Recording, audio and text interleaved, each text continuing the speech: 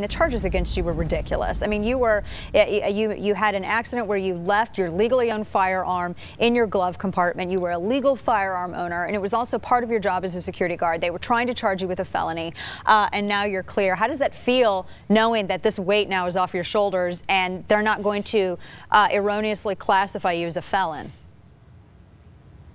It feels great. You know, I found out yesterday morning. My attorney, Evan Knappen, gave me a call, and they said that they will be issuing me a pardon this morning. So it was released on a press release around 3 o'clock that afternoon yesterday. It's been a blessing. You know, I'm just so happy to have TheBlaze, of course, NRA, all the support that I've ever had through this whole ordeal, and it's just been a weight off my shoulders. Yes. You know, I'm just happy to be a free man. And this was because there was a single mother who had been, her case was very similar to yours, and she had received a pardon, and everyone was wondering, well, why not Mr. Davis? Why would he not also receive a pardon? Because, I mean, it's the exact same situation. I mean, they set up the way that New Jersey gun laws are. I mean, they really set up legal firearm owners to, I mean, they set you up for failure. You blink and you hold a firearm in that state, and it's like they're trying to throw a felony charge at you. What do you think about the gun laws there?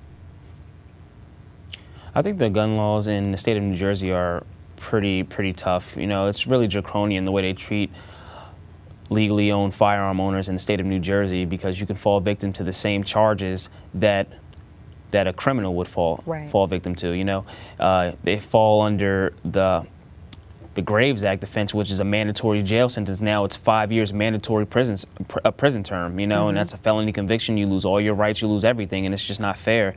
You know, they need to change these laws, because innocent people every day are just falling victim to these laws. When I was looking at the penalties that came with what they were trying to charge you with, I mean, it blew me away to think that they were treating you as though you were, I mean, basically they were treating you like you were a murderer, basically, with these charges. I mean, barred from voting, never be able to purchase or carry a gun again. There was also, I don't even know what it would have been like to try to obtain a job with a conviction like that. I mean, it would have completely ruined your life, and it's just because these laws are so draconian. Yes, it did ruin my life. I lost my rights to vote. I lost my rights to bear arms. I lost everything. You know, I lost my job, my car. I had money for a house that I had for a down payment. I lost that. I lost everything. So the laws are very tough on people that are innocent, you know, and it's just sad the way they treat you, and they show no sympathy in the court system. What would you like to see changed?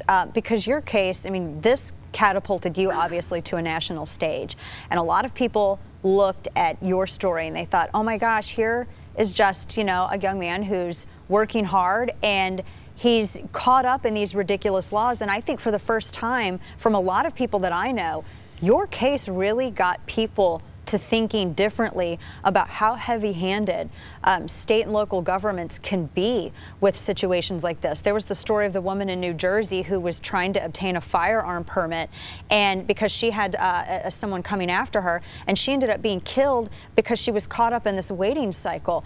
What have you heard? I mean, what has been your experience and your feedback from people? Because obviously so many people across the country were talking about your case.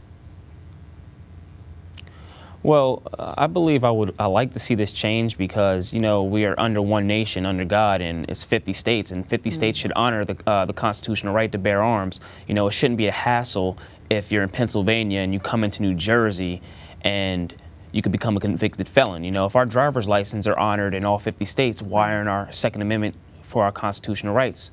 Amen. You know, and it's a sad situation how the woman had to die while her firearms was pending. You know, that's a God-given right, and she should have been honored that from the beginning. And it's just sad, and I just send my condolences out to her family and all of her friends. It's just a sad situation. That just shows you that New Jersey doesn't care about us.